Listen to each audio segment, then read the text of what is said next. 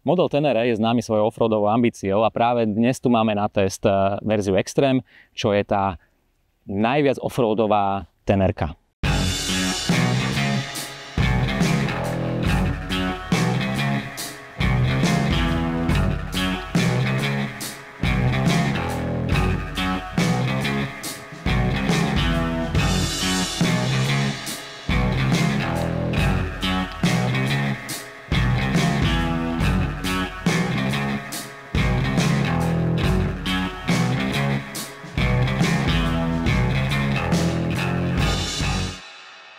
Vyznať sa v ponuke modelov Tenere je pomerne komplikované, tak poďme sa na to pozrieť.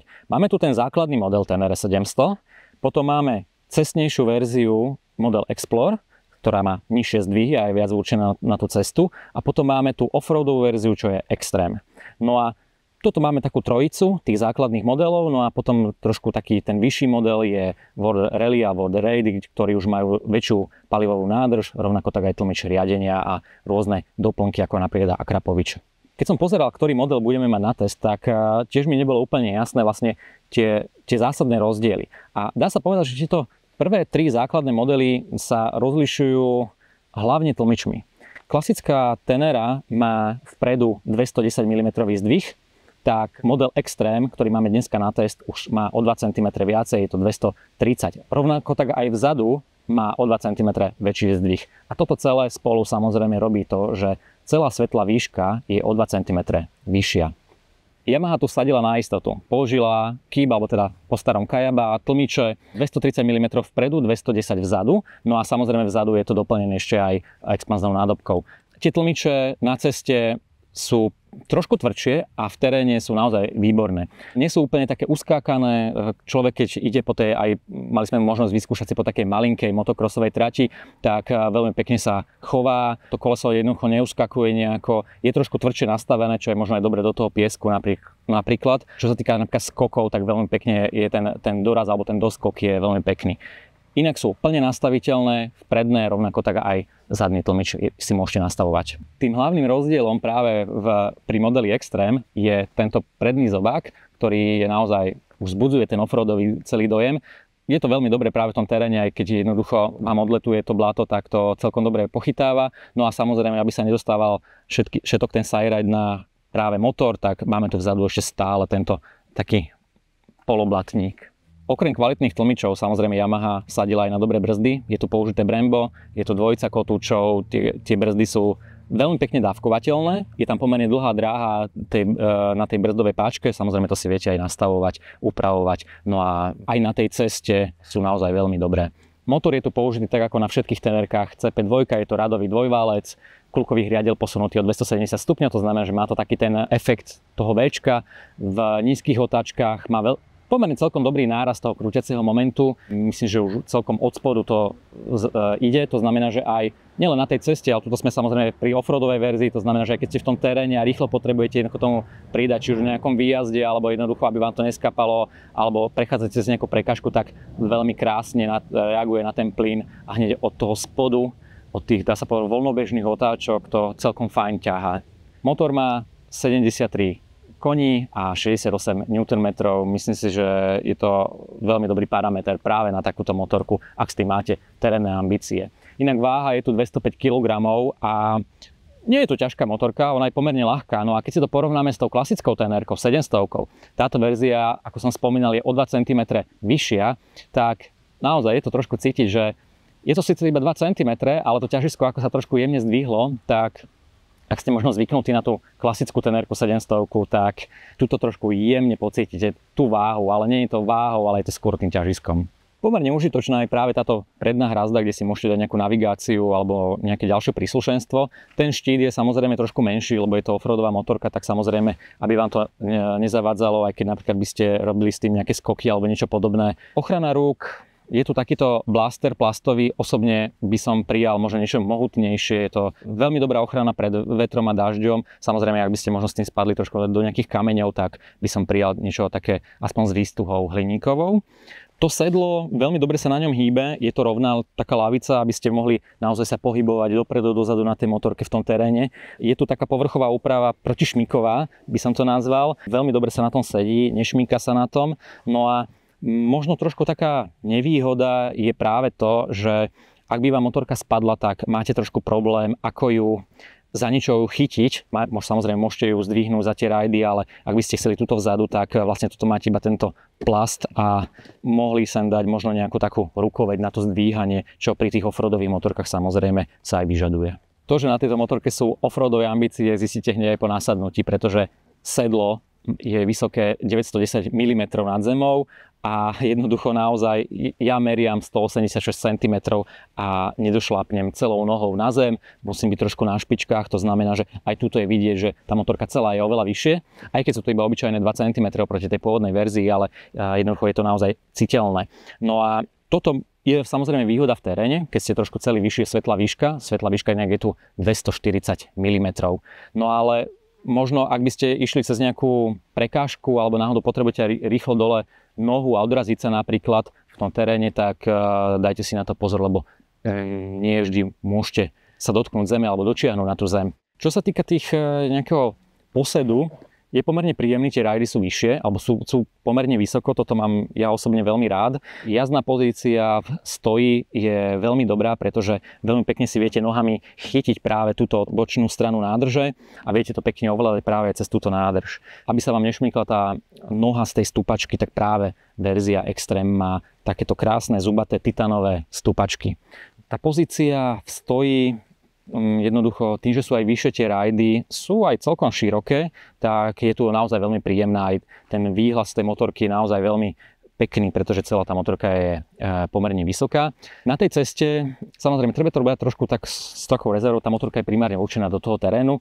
Keď idete na tej ceste, tak samozrejme je to fajn, ste pomerne vyššie ako všetci ostatní v tej premávke, no ale pri tých vyšších rýchlostiach tak je taká trošku nekľudná. Je to možno aj daň za to, že tá motorka je veľmi ľahká a jednoducho sa tu naozaj bral ten ohľad na tú váhu. Rám je tu veľmi kompaktný, veľmi fajn, ale pri tých vyšších rýchlostiach býva trošku tá motorka nekľudná, zvykne sa pri vysokých rýchlostiach aj trošku zavlniť, ale nie je to nič extrémne, je to len trošku taký nekľud z tej motorky.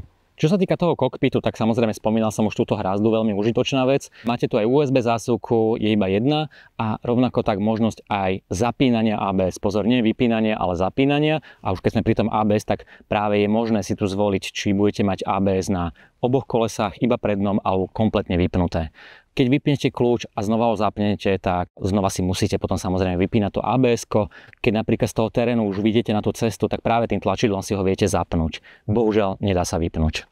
Displej máme tu takto na výšku, no a to zobrazenie máte rôzne, či už je to nejaký taký ukazovateľ polkruhový, alebo prípadne na výšku otáčkomer, alebo potom je táto možnosť RAID, čo je vlastne taká imitácia toho rollbooku, kedy si jednoducho viete aj pridávať kilometre, keby ste náhodou, že potrebujete si pridať, keď ste na nejakej súťaži alebo orientačnej alebo na nejakých pretekoch, tak toto si takto viete samozrejme upravovať.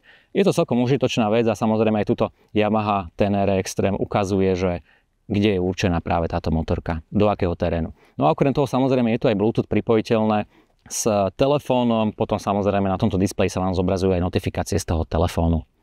Ak si zoberieme to ovládanie, tak je tu pomerne jednoduché, máte tu iba základné prepínače, avšak tento otočný ovládač je taký, treba si na ňo zvyknúť, samozrejme v tom čase, keď si na ňo zvyknete, tak je fajn, ale niektoré veci, napríklad sme museli sa aj opýtať, ako sa si nastavíme. Nemyslím si, že je úplne intuitívny a hlavne keď idete v teréne alebo keď idete trošku po hrbolatej ceste, tak tento otočný prepínač sa trošku horšie ovláda.